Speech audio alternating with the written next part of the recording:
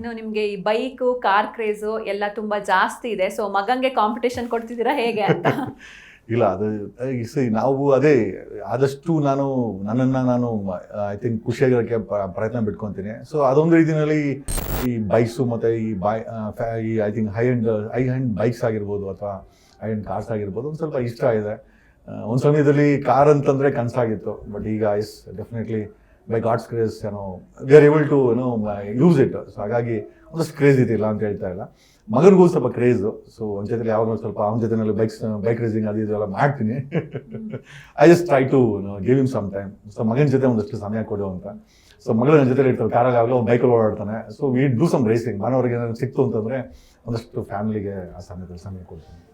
Sir, ಇನ್ನು ನಿಮ್ಮ school ಹಾಗೂ ಕಾಲೇಜ್ ಡೇಸ್ ಅಲ್ಲಿ ಯಾವ್ದಾದ್ರು ಲವ್ ಸ್ಟೋರೀಸ್ ಹಾಗೆ ಆಗಿರುತ್ತೆ, ಅದನ್ನ ಯಾವ್ದಾದ್ರು ಶೇರ್ ಮಾಡ್ಕೊಳ್ಬೋದಾ?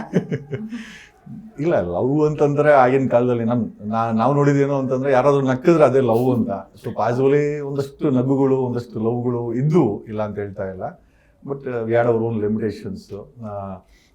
ಸೊ ಹಂಗಾಗಿ ಇತ್ತು, ಇಲ್ಲ ಅಂತ ಹೇಳ, I let me not deny it. ಇತ್ತು, ಎಸ್ ವಿ ಹ್ಯಾಡ್, ಬಟ್ ಅದು ಈ ಮದುವೆಗಿದೆಲ್ಲ ಇಲ್ಲ ಆ ಲೆವೆಲ್ಗೆ ಅಂತಿಲ್ಲ. ಏನೋ ನಗು ಒಂದು ಫ್ರೆಂಡ್ಶಿಪ್ ಆ ಲೆವೆಲ್ಗೆ ಇದ್ದಿದ್ದು ನಿಜ ಇಲ್ಲ ಅಂತ ಹೇಳ್ತಿಲ್ಲ. It was good. Like college ಹೋಗ್ಲಿಕ್ಕೆ ಮೂಡ್ ಬರ್ತಾ ಇತ್ತು ಮೋಸ್ಟ್ ಪ್ರಾಬಬ್ಲಿ. ಸೊ ಕಾಲೇಜ್ ಹೋಗ್ಲಿಕ್ಕೆ ಅಟೆಂಡೆನ್ಸ್ ಸಿಗ್ಲಿಕ್ಕೆ ಅದೊಂದು ರೀಸನ್ ಆಗಕ್ಕೆ ಮೋಸ್ಟ್ಲಿ ಆ ಥರ. ಅದರ್ವೈಸ್ ಬೇಜಾರಾಗುತ್ತೆ ಅಂತ ಹೇಳಿ. ಸೊ ದೇ ವಾಸ್ ಸಮ್ ಕ್ರಶಸ್ ಇತ್ತು, ಇಲ್ಲ ಅಂತ ಹೇಳ್ತಾ ಇಲ್ಲ.